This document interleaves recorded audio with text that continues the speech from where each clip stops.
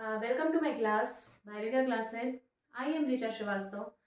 अभी मैं क्लास 9 का फंडामेंटल यूनिट ऑफ लाइफ आपका कवर कर रही हूँ, जिसमें से मैंने कुछ टॉपिक आपको एक्सप्लेन किया है और कुछ टॉपिक मैं आगे एक्सप्लेन करूँगी। तो अब जो डिटेल स्टडी है वो आपकी स्टार्ट हो रही है। एक चीज़ मैं ये बोलना चाहूँगी आपको कि अगर आपको जो भी मैं पढ़ा रही हूँ उसमें अगर कहीं कोई प्रॉब्लम आ रही है आपको, तो जो भी डाउट है आप उसको मेरे वीडियो में नीचे जा करके आप कमेंट कर सकते हैं। तो मैं उन कमेंट्स को पढ़ करके मुझे ये पता भी चलेगा कि आपको कहाँ प्रॉब्लम आ रही है और मैं उन कमेंट्स का आंसर भी दे सकूँगी। तो चलिए आज स्टार्ट करते हैं। अभी तक मैंने आपको ये बताया था कि जो सेल होता है जब उसकी हम स्टडी करते हैं माइक्रोस्कोप के अंडर, तो हमें क्या पता चलता है कि सेल 3 चीज़ों से मिलकर के बना हुआ है। कौन कौन सी चीज़ें हैं? पहला होता है सेल वॉल या सेल मेम्ब्रेन, दूसरा होता है साइटोप्लाज्म और तीसरा क्या होता है साइटोप्लाज्म और तीसरा क्या होता है न्यूक्लियस। तो ये 3 चीज़ों से मिलकर के सेल जो है हमारा बना हुआ है। अब मैंने एक चीज़ तो बता दी, सेल वॉल और सेल मेम्ब्रेन का स्ट्रक्चर क्या होता है और इसमें दोनों में डिफरेंस क्या है, ये मैंने आपको एक्सप्लेन कर दिया है। अब मैं आगे बढ़ूंगी। आज मैं आपको न्यूक्लियस के बारे में एक्सप्लेन करूंगी, न्यूक्लियस होता क्या है और फिर आगे चल के साइटोप्लाज्म जब एक्सप्लेन करूंगी तो उसमें और बाकी सेल ऑर्गेनल्स के बारे में मैं बताऊंगी आपको। तो चलिए स्टार्ट करते हैं। न्यूक्लियस न्यूक्लियस होता क्या है? सबसे पहले न्यूक्लियस जो है वो सेल का सबसे इम्पोर्टेंट पार्ट माना जाता है। मतलब सेल की जो भी फंक्शनिंग है, जो भी मेटाबॉलिज्म की जो प्रोसेस होती है वो कंट्रोल कहाँ से होती है? इसी न्यूक्लियस से होती है। जो मैं बार बार बोल रही थी आपको कि सेल जो है वो हमारी बॉडी के मेटाबॉलिज्म को हमारी बॉडी में जो भी मेटाबॉलिज्म की प्रोसेस होती है उसको कंट्रोल करता है। तो वो क्या है? वो मेटाबॉलिज्म को कंट्रोल कहाँ से किया जाता है? न्यूक्लियस से किया जाता है। ठीक है। अब न्यूक्लियस की डिस्कवरी किसने किया था? तो न्यूक्लियस की डिस्कवरी सबसे पहले किसने किया था? रॉबर्ट ब्राउन ने। इसमें अब बच्चों को कंफ्यूजन होती है। ब्राउन 1833। अब एक चीज आपको रॉबर्ट से एक चीज और याद आई होगी कि सेल की डिस्कवरी भी रॉबर्ट नाम के ही किसी साइंटिस्ट ने किया था, लेकिन वो साइंटिस्ट का नाम पूरा जब देखा जाएगा तो सेल की डिस्कवरी किसने किया था? रॉबर्ट हुक ने किया था। लेकिन न्यूक्लियस की डिस्कवरी किसने किया था? रॉबर्ट ब्राउन ने किया था। ठीक है। तो रॉबर्ट ब्राउन ने 1833 में न्यूक्लियस के बारे में बताया था। अब क्वेश्चन ये उठता है कि सेल न्यूक्लियस को सबसे इंपॉर्टेंट पार्ट माना क्यों जाता है और इसे और किस नाम से जानते हैं? तो न्यूक्लियस जो है वो इसे और एक नाम से जाना जाता है, इसे ब्रेन ऑफ द सेल भी कहते हैं। ब्रेन जिस तरीके से हमारी बॉडी में ब्रेन बहुत इंपॉर्टेंट रोल प्ले करता है। हमारे जितने भी बॉडी के जैसे जो भी नर्वस सिस्टम से रिलेटेड जो भी प्रोसेसेस हो रहे हैं या जो भी थिंकिंग की प्रोसेस है या बॉडी की जो भी इंपॉर्टेंट फंक्शनिंग है वो कहाँ से कंट्रोल की जाती है? ब्रेन से कंट्रोल की जाती है। सेम उसी तरीके से सेल की जो सबसे इंपॉर्टेंट फंक्शनिंग है वो है क्या? मेटाबॉलिज्म की, और वो कंट्रोल कहाँ से की जाती है? इसी न्यूक्लियस से। इसीलिए इसे क्या बोलते हैं? ब्रेन ऑफ द सेल, क्योंकि ये सेल को कंट्रोल करने का काम करता है। और इसे ब्रेन ऑफ द सेल के साथ साथ और किस नाम से जानते हैं? Control room of the cell, brain of the cell और कंट्रोल रूम ऑफ द।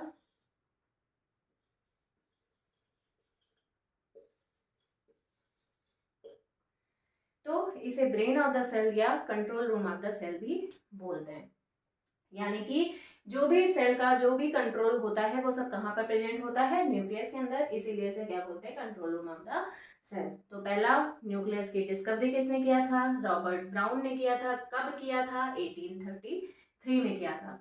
अब न्यूक्लियस को और किस नाम से जानते हैं? तो पहला क्या है, इसे ब्रेन ऑफ द सेल कहते हैं क्योंकि ये सारी फंक्शनिंग को कंट्रोल कहाँ से किया जाता है? न्यूक्लियस के थ्रू ही किया जाता है। और दूसरा, इसे control room of the cell कहते हैं क्योंकि ये सेल में जो भी फंक्शनिंग हो रही है उनको कंट्रोल करने का काम करता है, इसीलिए इसे कंट्रोल रूम कहते हैं। फिर अब ये प्रेजेंट कहाँ कहाँ पर होता है? तो लगभग ऑल सेल में न्यूक्लियस जो है वो प्रेजेंट होता है, लेकिन कुछ सेल्स एक्सेप्शन में भी हैं जहाँ पर न्यूक्लियस जो है वो एब्सेंट होता है। तो एब्सेंट होता है या ये कह सकते हैं कि लाइक एक स्टेज पर न्यूक्लियस प्रेजेंट होगा, लेकिन एक स्टेज ऐसी आती है जहाँ पर न्यूक्लियस क्या हो जाता है, एब्सेंट हो जाता है, जो कि ह्यूमन का आरबीसी है। आरबीसी मतलब रेड ब्लड सेल। हमारी बॉडी में जो रेड ब्लड सेल्स पाई जाती हैं उसमें स्टार्टिंग के स्टेज में न्यूक्लियस जो है वो प्रेजेंट होता है, लेकिन जैसे जैसे सेल मेच्योर होती है, आरबीसी की सेल जब वो अपने डेड स्टेज पे पहुंचती है, आरबीसी की लाइफ साइकिल कितनी होती है, तो आरबीसी की लाइफ साइकिल जो है वो 120 डेज होती है।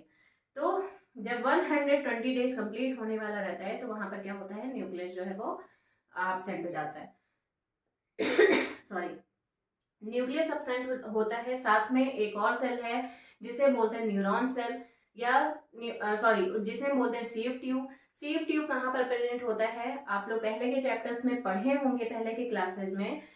जो प्लांट में जो ट्रांसपोर्टेशन की प्रोसेस होती है, ट्रांसपोर्टेशन मतलब प्लांट में मिनरल और न्यूट्रिएंट जहाँ से ट्रांसपोर्ट होते हैं वो क्या कहलाता है, जाइलम और फ्लोएम।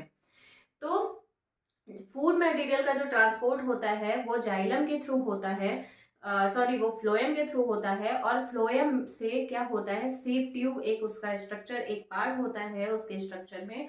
और इस सीव ट्यूब में न्यूक्लियस जो है वो क्या होता है, पहले तो प्रेजेंट होगा लेकिन बाद में क्या हो जाता है, या एब्सेंट होता है, या कभी कभी एकदम एब्सेंट ही होता है। तो सॉरी, इसलिए हम ये बोल सकते हैं कि सीव ट्यूब और आरबीसी ये दो सेल ऐसी होती है हमारी जिसमें क्या होता है, न्यूक्लियस जो है वो एब्सेंट होता है। अब उसके बाद न्यूक्लियस जो है वो कभी कभी इसका नंबर क्या होता है, न्यूक्लियस के नंबर की बात की जाए तो कुछ सेल्स में, जैसे हमारी बॉडी में नॉर्मल जितनी भी सेल्स हैं उनमें न्यूक्लियस जो है वो कितने नंबर में होता है, सिंगल न्यूक्लियस पाया जाता है। लेकिन बहुत सारी सेल्स ऐसी हैं जिनमें न्यूक्लियस ज़्यादा ज़्यादा नंबर में पाया जाता है। और वो सेल कौन सी है, जैसे न्यूक्लियस जब ज़्यादा नंबर में होता है तो उसे उसका एग्जाम्पल क्या है, बाउचेरिया होता है और राइजोपल, जिसमें जो न्यूक्लियस होता है उसका नंबर ज़्यादा होता है।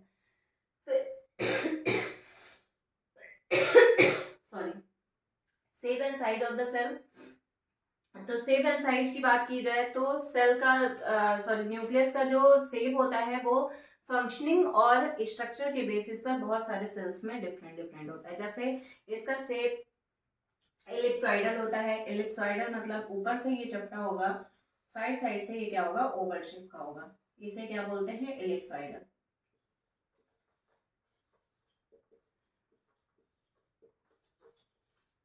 एलिप्सॉइडल। उसके बाद दूसरा स्ट्रक्चर होता है फ्यूजीफॉर्म, जिसमें साइड साइड से ये टैपरिंग होगा, बीच में ये क्या होगा, स्वॉलन स्ट्रक्चर होगा, फ्यूजीफॉर्म। और ओवल शेप का भी होता है, और ओवल शेप के साथ साथ ये और राउंड शेप का भी होता है। मोस्टली ये राउंड शेप में ही पाया जाता है। तो इस तरीके से जब इसका स्ट्रक्चर देखते हैं तो हमें ये कई स्ट्रक्चर में दिखाई देते हैं, जो कि इनके फंक्शनिंग के बेसिस पर इनका अलग अलग स्ट्रक्चर फॉर्म होता है। फिर अब इनके साइज की बात की जाए तो इनके साइज भी है अलग अलग होता है। जैसे बहुत सारे न्यूक्लियर, बहुत सारी सेल्स ऐसी हैं जिनमें न्यूक्लियस जो है वो लार्ज अमाउंट में और लार्ज होता है, और बहुत सारी सेल्स ऐसी होती है जिनमें न्यूक्लियस जो है वो स्मॉल होता है। ठीक है, ये तो हो गया सेल का शेप एंड न्यूक्लियस का शेप एंड साइज कैसा होता है। अब आते हैं स्ट्रक्चर पे, जो कि सब बहुत इंपॉर्टेंट पॉइंट है इस चैप्टर का, या इस टॉपिक का बहुत इंपॉर्टेंट पॉइंट है। इसमें न्यूक्लियस का स्ट्रक्चर कैसा होता है, तो न्यूक्लियस के स्ट्रक्चर में कई पार्ट्स पाए जाते हैं, जिसमें सबसे पहला पार्ट क्या है, न्यूक्लियर इन्वेलप। न्यूक्लियर इन्वेलप मतलब न्यूक्लियस में जो कवरिंग पाई जाती है उसे क्या बोलते हैं, न्यूक्लियर इन्वेलप बोला जाता है। न्यूक्लियर इन्वेलप जो है वो, या ये कह सकते हैं कि न्यूक्लियस जो है वो डबल मेम्ब्रेन स्ट्रक्चर होता है। ये देखिए आपको यहाँ पर डबल मेम्ब्रेन स्ट्रक्चर दिखाई दे रहा होगा। ये आउटर मेम्ब्रेन है, ये इनर मेम्ब्रेन है, और आउटर और इनर मेम्ब्रेन के बीच में जो स्पेस पाया जाता है उसे क्या बोलते हैं, पेरी न्यूक्लियर स्पेस। मैंने क्या बताया कि जो न्यूक्लियस होता है वो चारों तरफ से एक इन्वेलप के थ्रू कवर्ड होता है, जिसे क्या बोलते हैं, न्यूक्लियर इन्वेलप। ये डबल मेम्ब्रेनस होता है, 2 मेम्ब्रेन पाई जाती है इसमें, और दोनों मेम्ब्रेन के बीच में, दोनों मेम्ब्रेन मतलब ये मेम्ब्रेन और ये मेम्ब्रेन, इन दोनों के बीच में जो स्पेस पाया जाता है उसे क्या बोलते हैं, पेरीन्यूक्लियर स्पेस बोला जाता है। फिर सॉरी, पेरीन्यूक्लियर स्पेस के बाद क्या आता है, बीच में थ्रेड लाइक स्ट्रक्चर आपको दिखाई दे रहे होंगे। ये थ्रेड लाइक स्ट्रक्चर को क्या बोलते हैं, क्रोमैटिन थ्रेड। अभी मैं इसके सारे के फंक्शनिंग में बताऊंगी कि ये फंक्शनिंग करता क्या क्या है। अभी तो सिर्फ स्ट्रक्चर बता रही हूँ कि कौन कौन से स्ट्रक्चर न्यूक्लियस में पाए और स्ट्रक्चर कौन कौन से दिखाई देते हैं। तो ये क्या हो गया, ये जो थ्रेड लाइक स्ट्रक्चर है इसको क्या बोलते हैं, क्रोमैटिन थ्रेड बोला जाता है। न्यूक्लियर इन्वेलप के बीच में भी आपको कुछ स्पेस दिखाई दे रहा होगा, ये जगह जगह पर स्पेस दिखाई दे रहा होगा, इसे क्या बोलते हैं, न्यूक्लियर पोर बोला जाता है। फिर न्यूक्लियस के अंदर जो लिक्विड मटेरियल भरा रहता है उसे क्या बोलते हैं, न्यूक्लियोप्लाज्म। जैसे हमारे सेल में जो लिक्विड होता है उसे साइटोप्लाज्म बोलते हैं, सेम उसी तरीके से न्यूक्लियस में जो लिक्विड होता है उसे क्या बोलते हैं, न्यूक्लियोप्लाज्म बोला जाता है। ठीक है, और न्यूक्लियस का जो सबसे इंपॉर्टेंट स्ट्रक्चर है उसे क्या बोलते हैं, न्यूक्लियोलस बोला जाता है। ओके, इतनी चीजें समझ में आई। अब मैं एक एक का फंक्शन बताने जा रही हूँ कि एक एक के ये जितने भी ये स्ट्रक्चर्स हैं ये सारे फंक्शनिंग क्या क्या करते हैं। तो पहला न्यूक्लियर इन्वेलप है, ये क्या करेगा, बाहर के साइटोप्लाज्म को अंदर के न्यूक्लियोप्लाज्म से प्रोटेक्ट करता है। मतलब ये दोनों के साइटोप्लाज्म आपस में मिले नहीं, इसलिए ये एक इन्वेलप के फॉर्म में पाया जाता है, जिससे कि अंदर का जो मटेरियल है वो अंदर ही रहे और बाहर का जो मटेरियल है वो बाहर ही रहे। ठीक है, तो इस चीज से इसको क्या करेगा, प्रोटेक्ट करेगा। दूसरा क्या है, पेरीन्यूक्लियर स्पेस। इसका कोई नॉर्मल वैसे कोई फंक्शनिंग नहीं है इसका, बस दो मेम्ब्रेन के बीच में जो स्पेस होता है उसे क्या बोलते हैं, पेरीन्यूक्लियर स्पेस बोला जाता है।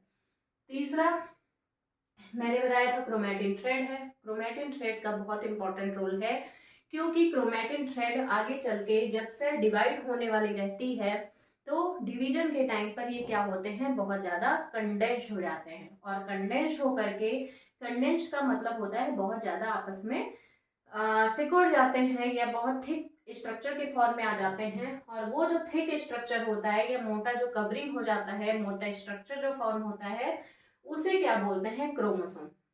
क्रोमोसोम अभी आगे सेल ऑर्गेनल है उसमें मैं बताऊंगी क्रोमोसोम होता क्या है, लेकिन थोड़ा सा ओवरव्यू देती हूँ कि क्रोमोसोम जो है वो क्या फंक्शनिंग करेगा। क्रोमोसोम के पास अपना डीएनए पाया जाता है और उस डीएनए में एक यूनिट होती है डीएनए की जिसको बोलते हैं जीन।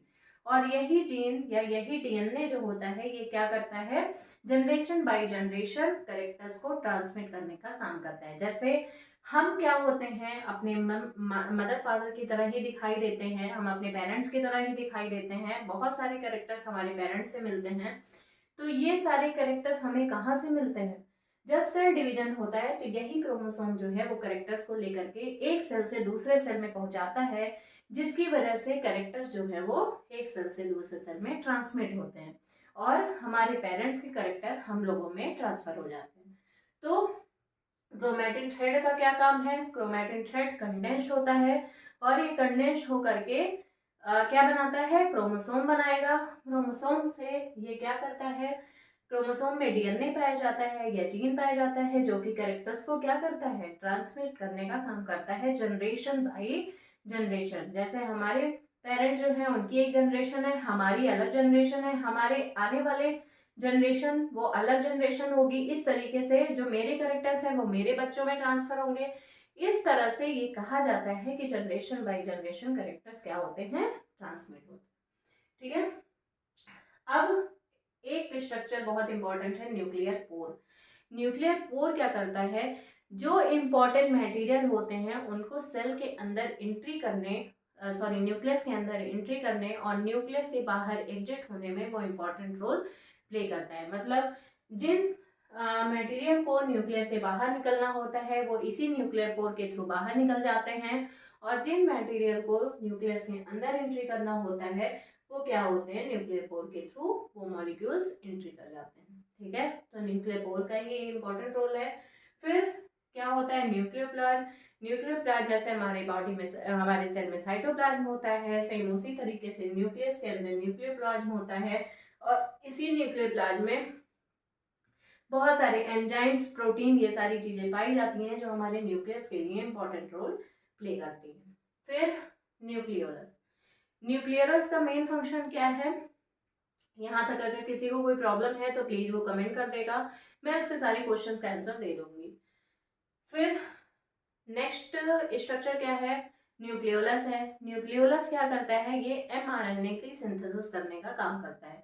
एमआरएनए की जब सिंथेसिस हो जाती है तो यही एमआरएनए क्या करता है, प्रोटीन की सिंथेसिस में इंपॉर्टेंट रोल प्ले करता है। तो न्यूक्लियोलस का मेन फंक्शन क्या हो गया कि ये एमआरएनए की सिंथेसिस में बहुत इंपॉर्टेंट, सॉरी आरआरएनए की सिंथेसिस में ये इंपॉर्टेंट रोल प्ले करता है। एमआरएनए नहीं होगा, आरआरएनए होगा। आरआरएनए का मतलब क्या होता है, राइबोसोमल आरएनए। यही राइबोसोमल आरएनए आगे चल के क्या करता है, राइबोसोम का फॉर्मेशन करने का काम करता है। ठीक है। एक चीज और है, ये जब आप स्ट्रक्चर बुक में देखेंगे तो यहाँ पर आपको